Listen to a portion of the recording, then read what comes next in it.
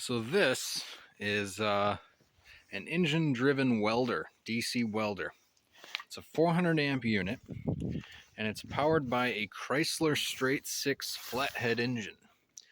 Now, based on the brand of the Magneto here and the era of this engine, it looks to be somewhere between 1940, 1945, possibly a little older, late 30s, not quite sure.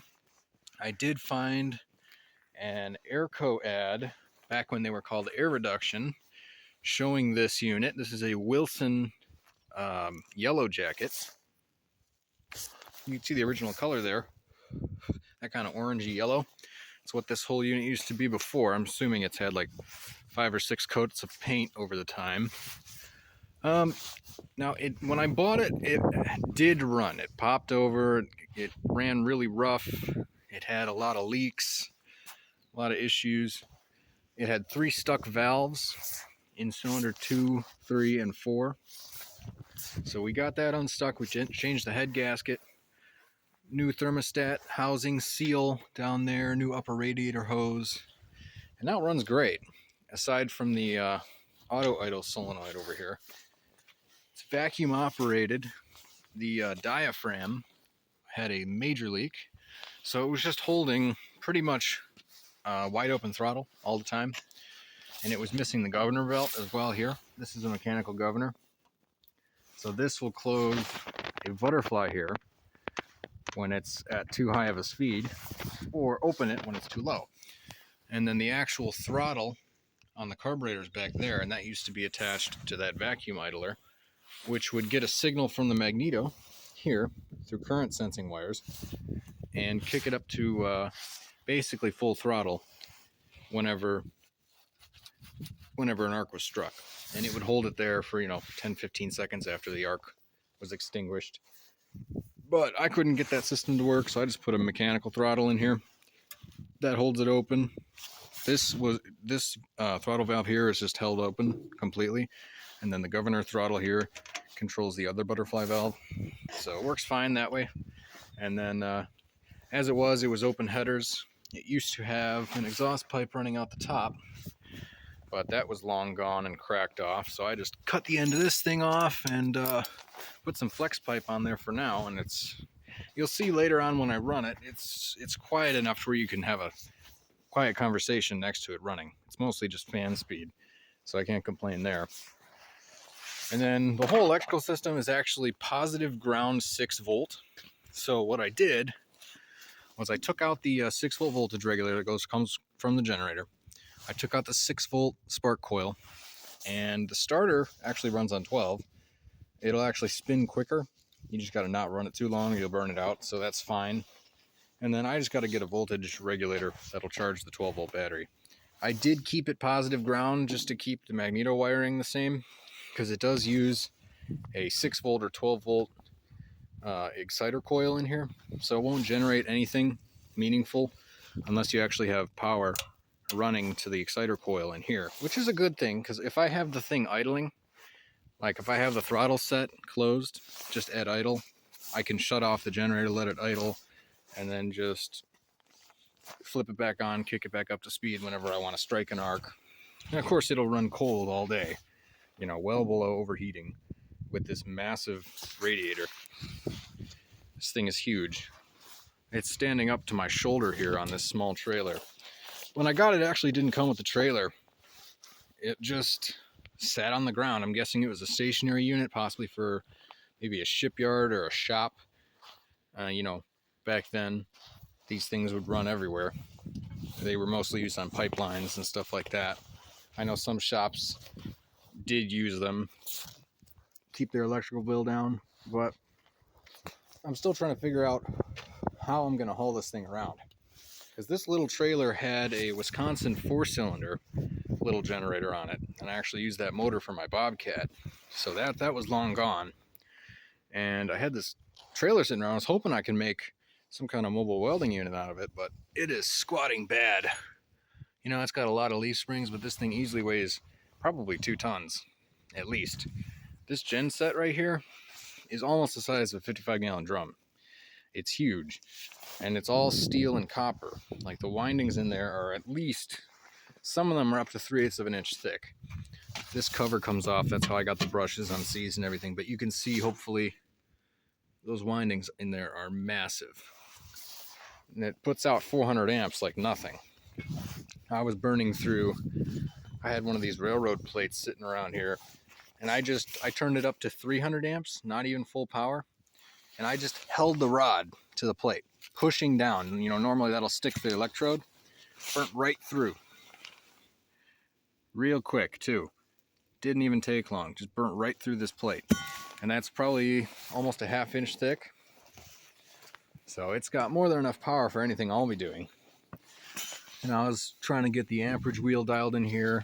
Uses a rheostat, and it's got high-low. So low, around the 200 amp mark. Now it's probably doing around 75 amps, maybe 100. So perfect for the 1/8 electrodes that I'm using for general stuff. And then you kick it into high. It's a little sticky. It goes all the way up to 400 amps, you know, 350, 375, and you go all the way up to here. So from what I can tell, it's easily putting out maybe 450. It's ridiculous. It's way more power than anything you'd need for, you know, 1/4 inch C channel or anything I'm welding here. This is something you'd put on like 1-inch plate and use those those really big old electrodes they used to have. They were like 3/8 of an inch in diameter or something like that. They'd use for shipyards or like plate girders and stuff like that.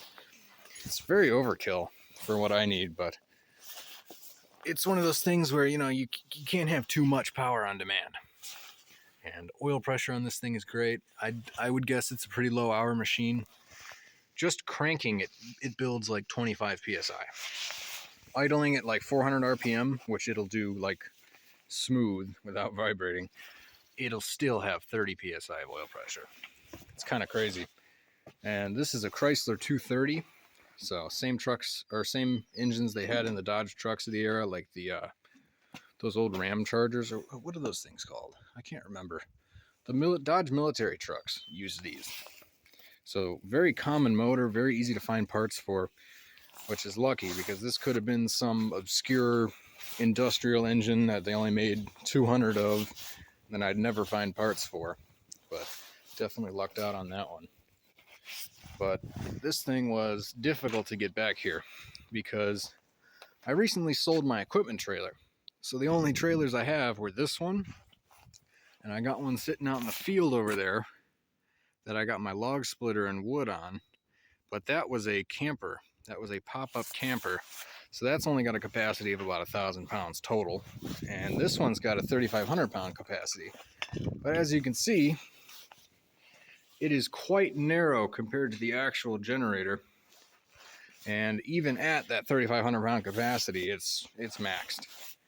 That, I don't know what you call that. That shackle is usually straight up and down, or even slightly tilted to the right. So this thing is definitely difficult to haul. It wouldn't survive in the bed of my truck. I'd probably collapse my bed mounts. So I had to rent a trailer to get it back. And the guy I bought it from, his tractor couldn't lift it the full weight. It could only lift up one side at a time. So that was a trick getting it into the trailer. Luckily, the old Polaris can lift it up like nothing, which is very, very surprising. I thought I was going to be popping beads off my front tires or, you know, something. But I just took the bucket off, so that dropped a good 300 pounds. And then I lifted it up from that bar there because it's got a quick attach. Lifted it up. I had to give her a little throttle, but it handled it. Didn't lift up the back or anything. Didn't have any ballast on the back. So this thing was invaluable for that usage. What I am going to try and do is once I get this safe cut up, I need to go get some more gas for my oxy torch. But I've got this safe over here, very old safe, that's got solid steel sides. And after cutting the front door of it with the torch, that's 3/4 of an inch thick, solid. And I did some plunge cuts on the side here, and those appear to be 1.5-inch plate, and it's probably even doubled up beyond the door. So I'm going to see if I can cut this thing up, get some good plates out of it, and see if I can do some really high amp, large electrode welds with this thing and see how she burns them. But next thing is going to be getting some kind of trailer that I can use to haul this thing to and from job sites and around the area, because right now it's pretty much stuck where it is. Way too heavy for any trailer I have here. And trailers are a little hard to find in this area, so we'll see what we can find. Why don't we get her running?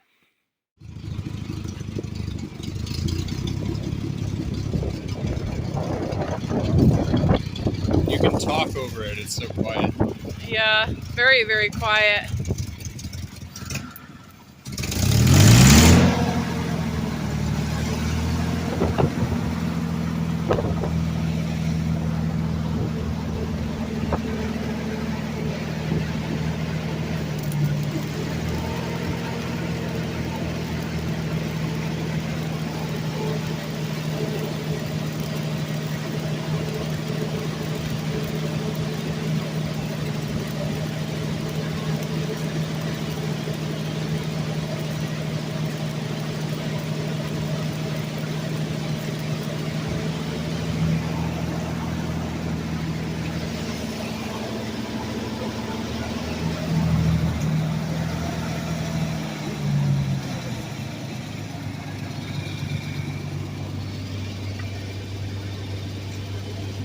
Caterpillars.